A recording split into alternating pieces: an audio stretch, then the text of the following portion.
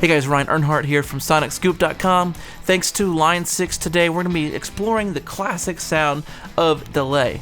Specifically, we're going to be checking out the Line 6 Echo Farm. Recently, it's been made available for native Pro Tools systems, and it's really a timeline of classic delay sounds. The original TDM version of Echo Farm was used on hundreds, if not thousands, of commercial recordings, and it also was used on many major hits.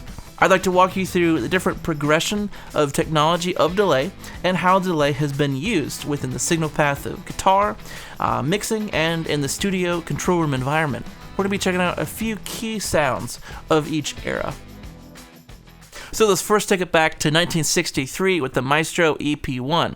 This unit used 1/4-inch tape, and it was also powered by vacuum tubes. In general, this would have been a unit that went by the guitar amp or on top of the guitar amp. It was a fairly large unit. It was much larger than an average guitar pedal that we're used to seeing on a guitar pedal board. Now, the original EP1 didn't have an adjustment for wow and flutter, but it's a great addition for Echo Farm. It's a really cool way to adjust and shape the sound of the delay. So let's have a listen and see how it sounds on some guitar.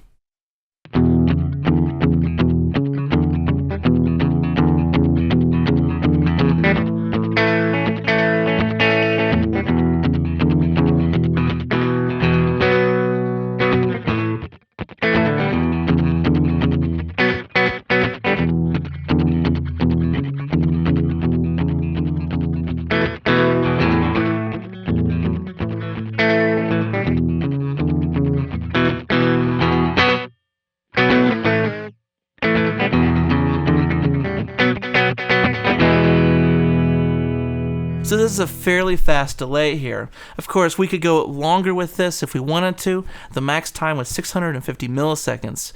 Now, thanks to the world of plugins, Line 6 has taken the liberty at making that max at 2500 milliseconds. So you can really get creative with this. Now, I should also mention that this is in the signal path before the amp. So we have the guitar dry DI signal, we have a compressor, the Echo Farm, and then our guitar amp simulator. This is mimicking how the real world would be set up with a guitar going into the unit and then out to the guitar amp. Now, of course, an all-time favorite is the Space Echo. We actually have several different options here. Let's talk a little bit about the settings on this emulation. So with the setting on 1, we're emulating just a single tape head. But I find that this is actually a much more cleaner setting than some of these others. Let's check it out. Lost my way, I don't know where to go. Oh, I need a friend to show me the road. Now the swell patterns. Lost my way, I don't know where to go. Oh, I need a friend to show me the road. Swell number 2. Lost my way, I don't know where to go. Oh, I need a friend to show me the road. Swell number 3. Lost my way, I don't know where to go.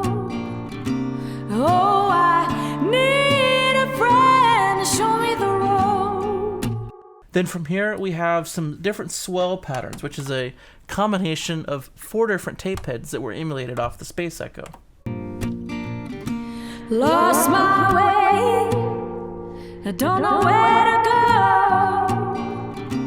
Oh, I need a friend to show me the road. Lost my mind, I can't think straight. Oh, I need something to show me the way. Okay, next up we have the DM2. This is just a classic pedal. Key word is pedal, not entire unit. With the Space Echo, the EP1, the EP3, these were fairly sizable units. But now we have something that is actually more reliable than the tape units. It can run on batteries, and it can fit on a pedal board. So we have a total shift in the usability for guitarists and performers. Again, this is something that's a part of the signal path, it's a part of the source. Now, I know a lot of people, they think of these analog delays as having warm repeats. They definitely do, but they are still much more precise than the tape emulations that are in Echofarm. And so here I have dialed in a very kind of rhythmic fashion, the DM2 going on some choppy guitar, and it really takes this performance to a whole nother level.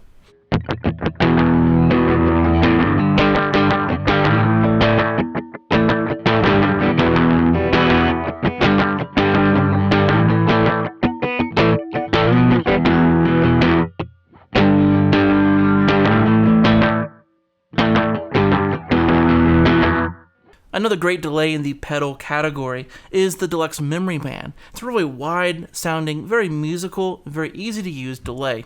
Let's check that out. Lost my way, I don't know where to go. Oh, I need a friend to show me the road. Lost my mind, I can't think straight. Oh, I need something to show me the way. Okay, so from here, delay became no longer just an effects for the guitar, but it also became a control room based effect that was used on vocals, drums, about anything that was appropriate in the mix environment.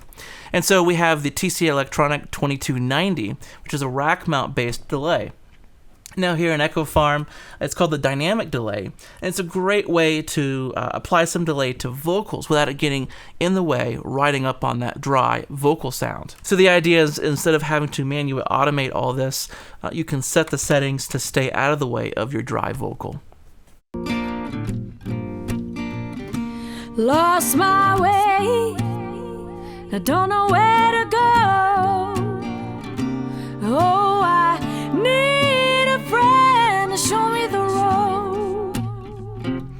So the idea here is that the dry vocal is kept fairly well preserved in the front of our mix, and then as the dry vocal stops, then the delay senses that and raises up the volume of the repeats. So one plugin I really enjoy is the Auto Volume Echo. I think it does it very, very well. And it's kind of a cross between like the EP1 and the dynamic delay. We have the wow and the flutter, but then we have a swell time. So it keeps the delay out from our dry vocal, but then it also has that wow and flutter that has that imperfect delay repeat sound. Let's check it out. Lost my way, I don't know where to go. Oh, I need a friend to show me the road. Lost my mind, I can't think straight. Oh, I need something to show me the way. So we can hear that in the spaces we have a repeat that it's kind of swelling in and going out to the side. Now this wow and flutter is pretty cool. I mean, without it, it kind of goes right down the middle. We crank up the wow and flutter and it kind of goes out to the sides. Lost my way, I don't know where to go.